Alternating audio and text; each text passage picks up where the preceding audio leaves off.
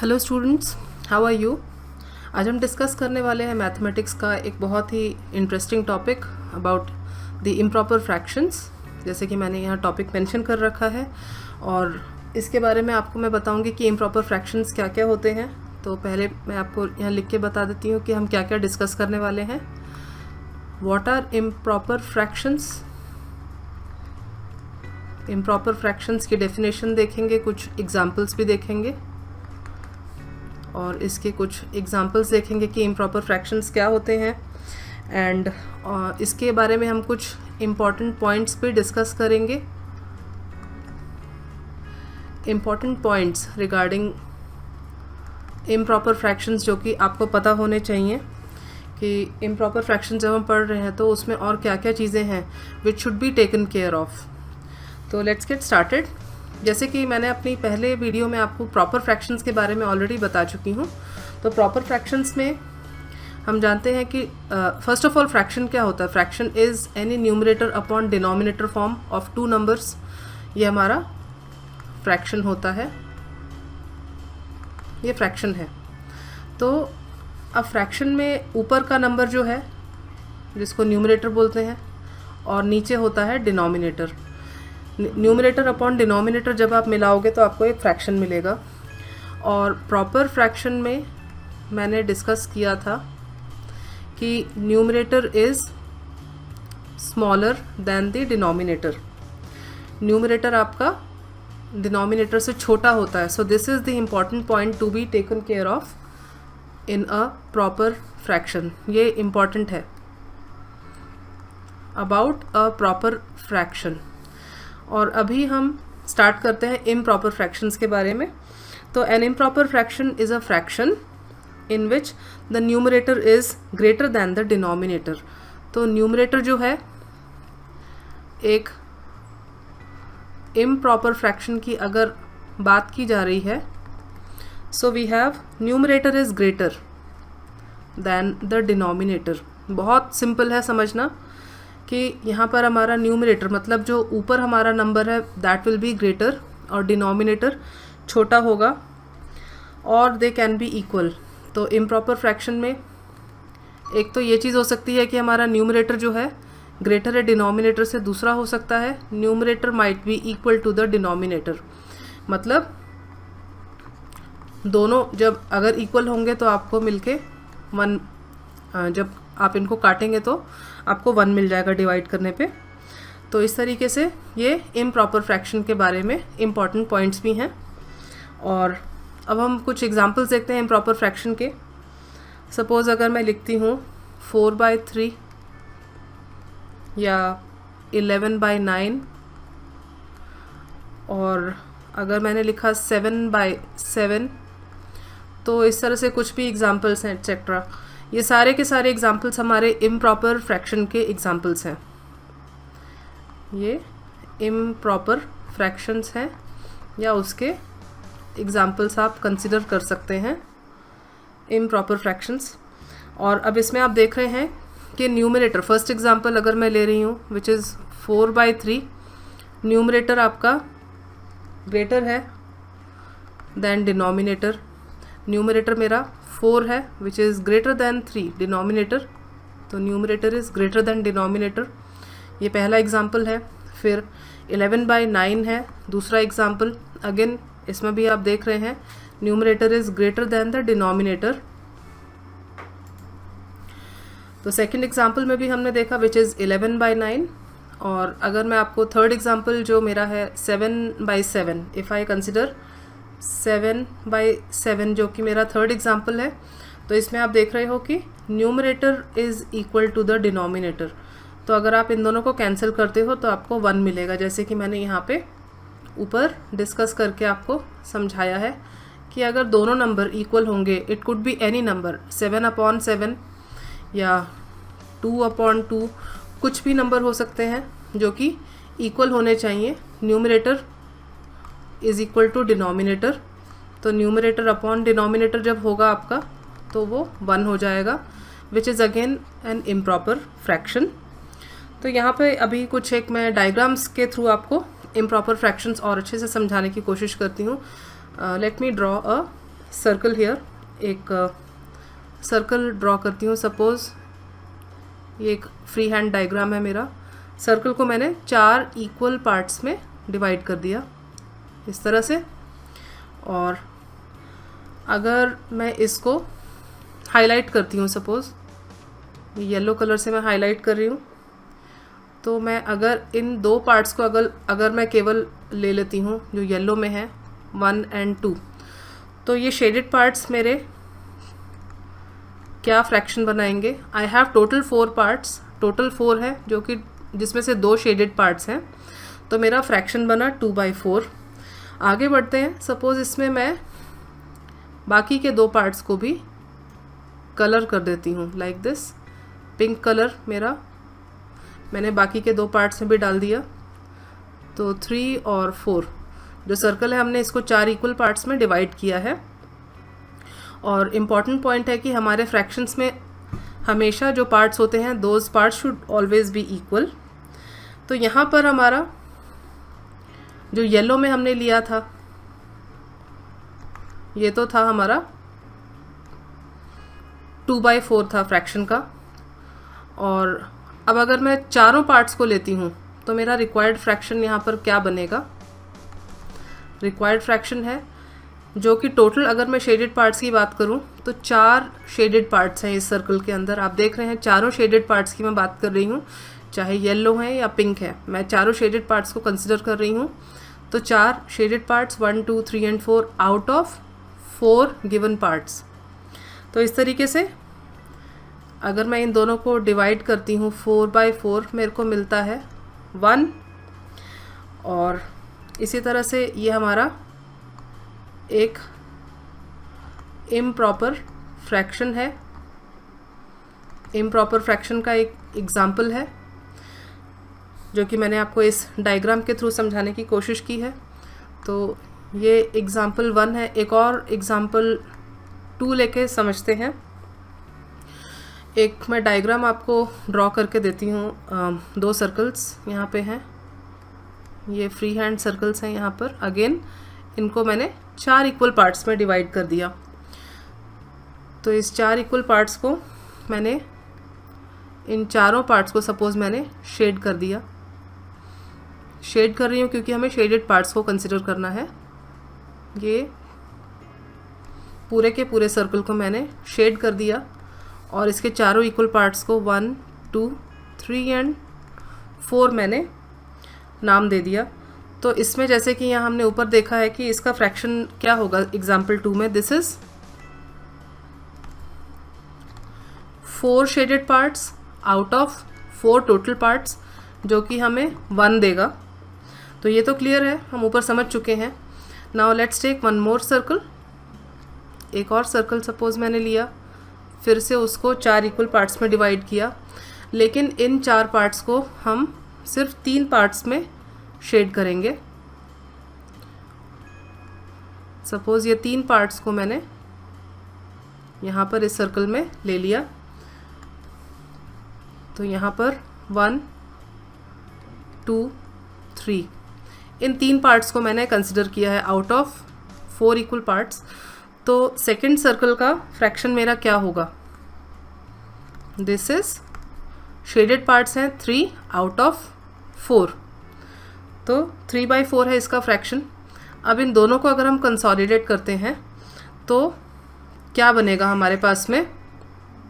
इन दोनों सर्कल्स को अगर मैं ऐड करती हूँ इनके फ्रैक्शंस को, तो पहले वाले का फ्रैक्शन था 4/4 और सेकंड का मेरा 3/4 है। इस तरह से नीचे कॉमन ये 4 है, 4 + 3 जो कि मुझे देगा 4 + 3 इज़ 7, तो 7/4। ये जो 7/4 मेरे पास में आया है ये हमारा इम्प्रॉपर फ्रैक्शन है। इम्प्रॉपर फ्रैक्शन क्यों है, क्योंकि numerator is bigger than the denominator. Numerator मेरा 7 है, डिनोमिनेटर 4 है, तो this is 7/4 is an improper fraction. और 4/4 + 3/4 को 4/4 को अगर मैं कट कर देती हूँ 1 ले लेती हूँ तो मैं 1 + 3/4 भी लिख सकती हूँ, या फिर इसको हम 1 3/4 भी लिख सकते हैं। तो दोनों तरीके से हम 7/4 को मेंशन कर सकते हैं। और ये एक एग्जांपल है हमारा मिक्स फ्रैक्शन का।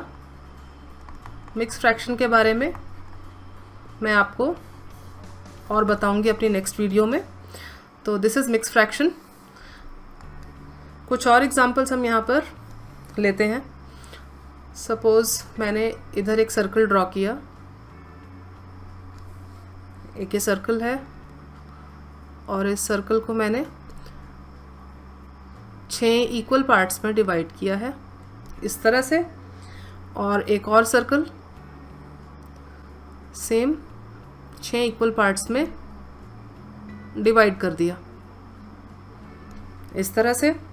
ये फ्री हैंड डायग्राम्स हैं तो शायद मेरे डायग्राम्स इतने क्लियर नहीं हैं, तो प्लीज़ बेयर विद मी क्योंकि थोड़े से रफ डायग्राम्स दिख रहे हैं। अब सर्कल 1 में ये सर्कल 1 है और ये सर्कल 2 है। तो सर्कल 1 को मैं अगर कलर कर देती हूँ या शेड कर देती हूँ फुल सर्कल में, ये देखिए ये फुल सर्कल को मैंने शेड कर दिया पर्पल कलर में ऐसे। और सर्कल 2 को अगर मैं शेड करती हूँ सिर्फ 2 पार्ट्स को, केवल 2 पार्ट्स को मैं शेड कर रही हूँ इस तरीके से। तो फर्दर अब हम इसको कैसे समझेंगे। सर्कल 1 का मेरा फ्रैक्शन है, पहले टोटल पार्ट्स देख लेते हैं। 1 2 3 4 5 एंड 6। इसी तरह से 1 2 3 4 5 एंड 6, दोनों सर्कल्स में 6 इक्वल पार्ट्स हैं। तो सर्कल 1 में क्या फ्रैक्शन मिलेगा मेरे को, इनके रिक्वायर्ड फ्रैक्शंस हमारे को क्या होने चाहिए। आउट ऑफ 6 फर्स्ट सर्कल में all the 6 parts are shaded, तो फर्स्ट सर्कल का फ्रैक्शन 6/6 है।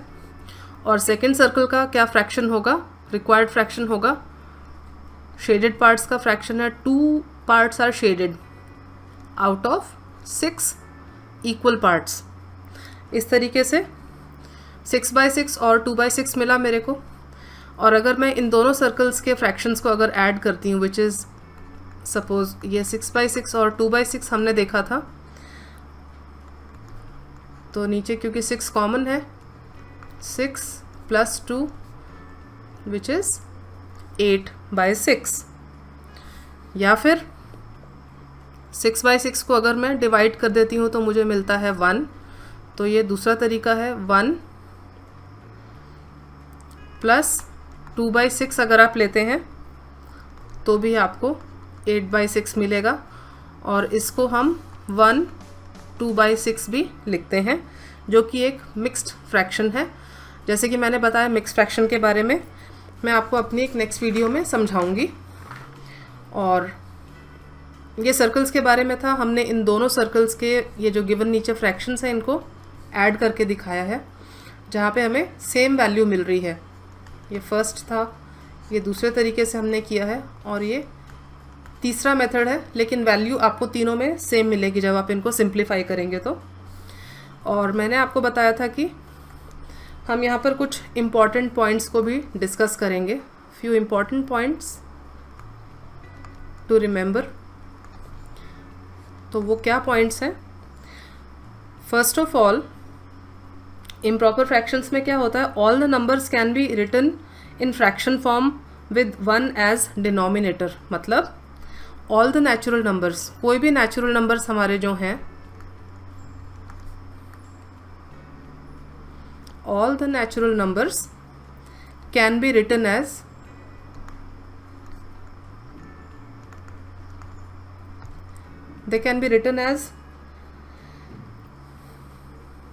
हमारे इम्प्रॉपर फ्रैक्शन के फॉर्म में लिख सकते हैं, या फ्रैक्शन फॉर्म में लिखते हैं हम, can be written as fraction form with 1 as denominator.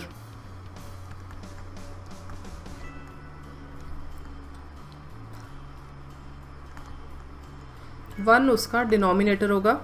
किस तरह से, कुछ एग्जांपल्स देखते हैं। सपोज अगर मैं 5 लेती हूँ तो 5 को मैं I can write this as 5/1, मतलब कोई भी नेचुरल नंबर है, any natural number can be written as fraction form. आप देख रहे हैं फ्रैक्शन फॉर्म या ये इम्प्रॉपर फ्रैक्शंस ही है, क्योंकि न्यूमरेटर मेरा बड़ा है डिनोमिनेटर से। आप देख रहे हैं 5 बड़ा है, डिनोमिनेटर 1 है, तो इम्प्रॉपर फ्रैक्शन फॉर्म में हम सभी नेचुरल नंबर्स को लिख भी सकते हैं। कोई और एग्जांपल लेते हैं। सपोज़ मैं 25 लेती हूँ, 25 दूसरा नंबर है, तो 25 को मैं 25/1 भी लिख सकती हूँ। 25/1 लिखने से 25 की वैल्यू चेंज नहीं होती, लेकिन 25/1 is a fraction form. You में से फ्रैक्शन फॉर्म है, या इसको इम्प्रॉपर फ्रैक्शन भी आप बोल सकते हो, बिकॉज न्यूमरेटर यहाँ पर 25 है, डिनोमिनेटर 1 है। तो बहुत सिंपल है समझना। एक और एग्जांपल देखिए, 99 है, 99 को 99/1। तो आप देख रहे हो जो मैंने ऊपर मेंशन किया, ये important point, natural numbers can be written as fraction form with 1 as denominator. 1 हम डिनोमिनेटर में सबको कंसिडर कर सकते हैं, तो हमारा कोई भी नेचुरल नंबर जो है फ्रैक्शन फॉर्म में आ जाता है। और so in this way we can see that any natural number is an improper fraction. जैसे कि मैं आपको बता चुकी हूँ, पहले यहाँ पे मैंने मेंशन किया फ्रैक्शन फॉर्म, मैंने यहाँ पे लिखा है any numbers can be written as in fraction form, लेकिन अब मैंने बोला कि these numbers are in improper fraction. अब यहाँ पे आप जो भी तीनों एग्जाम्पल मैंने लिए, इस तरह से आप कोई भी और एग्जाम्पल्स कंसिडर कर सकते हैं, तो ये सारे के सारे आपको इम्प्रॉपर फ्रैक्शंस में दिखेंगे। ये देखिए मैं डिस्कस कर चुकी हूँ 99/1, मतलब 99 मेरा न्यूमरेटर है, 1 is the denominator, and numerator should be greater than denominator to have an improper fraction. तो बहुत सिंपली हम इसको समझ सकते हैं। और सेकंड पॉइंट यहाँ पर जो हमें डिस्कस करना है, the value of an improper fraction is always greater than 1। The value of improper fractions is greater than 1, or value can be equal to 0. Value can be equal to 1. Improper fractions में जब आप improper fractions को आप divide करते हो, तो improper fractions की value हमेशा 1 से बड़ी होती है या 1 के बराबर होती है। जैसे कि मैं आपको बार बार बता चुकी हूँ, इम्प्रॉपर फ्रैक्शंस में हमारा न्यूमरेटर ग्रेटर होता है डिनोमिनेटर से। कोई एक एग्जांपल लेते हैं। सपोज़ न्यूमरेटर मेरा सपोज़ 9 है, डिनोमिनेटर 3 है, तो अगर आप इनको डिवाइड करते हो तो मुझे मिलेगा 3 इज़ ग्रेटर देन 1। यहाँ पे मैंने अपने पहले पॉइंट में डिस्कस किया है 3 इज़ ग्रेटर देन 1, क्योंकि न्यूमरेटर हमारा डिनोमिनेटर से बड़ा होता है, तो value of improper fraction is greater than 1। और इक्वल टू 1 कैसे हो सकता है? इक्वल टू 1 तब होता है जब numerator is equal to denominator होता है, ये कंडीशन होती है। और यहाँ पर numerator is greater than denominator, तो second numerator equal to denominator, ये किस तरह से होगा? सपोज़ 9/9 लिया मैंने, ये वो केस है जहाँ पे numerator is equal to denominator है, तो दोनों नंबर आप देख रहे हैं सेम है, न्यूमरेटर और डिनोमिनेटर दोनों को डिवाइड किया तो मुझे मिला 1 विच इज़ इक्वल टू 1। यहाँ पर मैंने ऑलरेडी मेंशन किया है इम्प्रॉपर फ्रैक्शंस में value could be equal to 1 और ग्रेटर देन 1। तो आप अपने आप से कुछ एग्जांपल्स को सॉल्व करके देख सकते हो। ये जो इम्पॉर्टेंट पॉइंट्स मैंने आपको बताए हैं ये आपको ध्यान रखने हैं, क्योंकि इम्प्रॉपर फ्रैक्शंस को समझने के लिए आपको इन पॉइंट्स को ध्यान में रखना बहुत ज़रूरी है। और अगर आपको इन वीडियोस में कोई भी डाउट है तो आप मुझे कमेंट्स में पूछ सकते हैं, मैं वहाँ पर आपके डाउट ज़रूर क्लियर करूँगी। अगर आपको मेरी वीडियो पसंद आई हो तो लाइक और सब्सक्राइब ज़रूर करें, and thank you for watching.